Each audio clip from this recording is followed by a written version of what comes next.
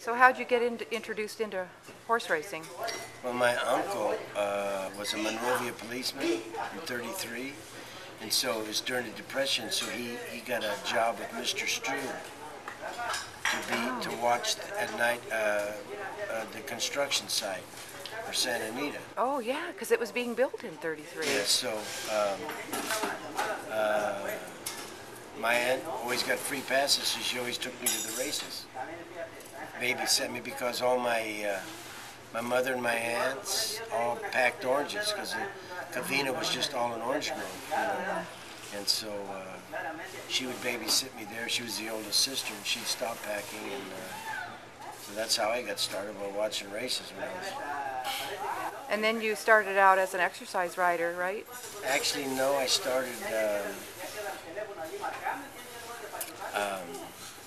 Went to the Suzy Q Ranch, and this jockey's agent that turned into a bookie got me a jock.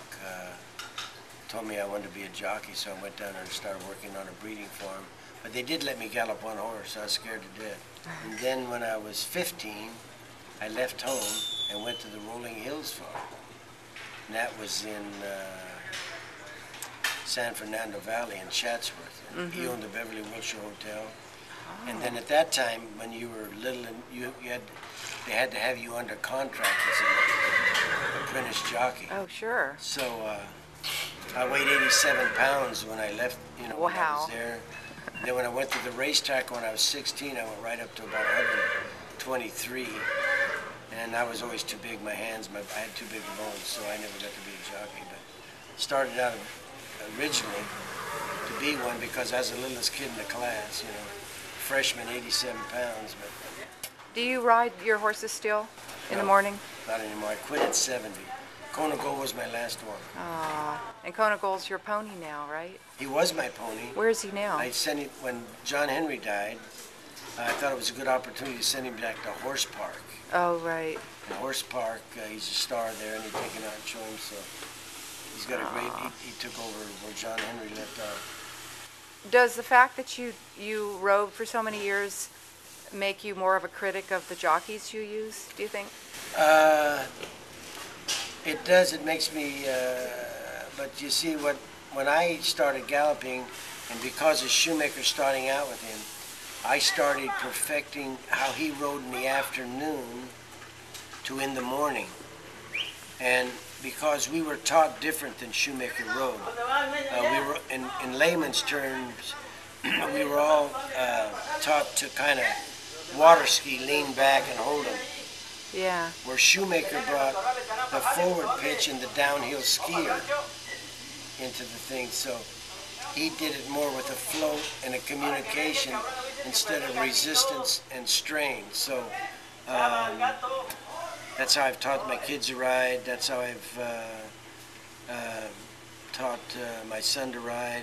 That's all the information I could give to Alex Solis, Chris McCarron, Pedrosa. These were guys that I taught everything I could that I knew about Shoemaker. So I like a guy that floats with the horse, you know, like Alex and Mike Smith. I don't like I like communication instead of restraint. Yeah.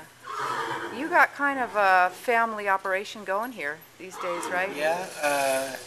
When I met my wife, she and Ingrid and another girl from Sweden were watching horses work out in 1957 at Golden Gate Fields because they were going to University Cal Berkeley then, and so I invited him in the barn area, and that's how I met him.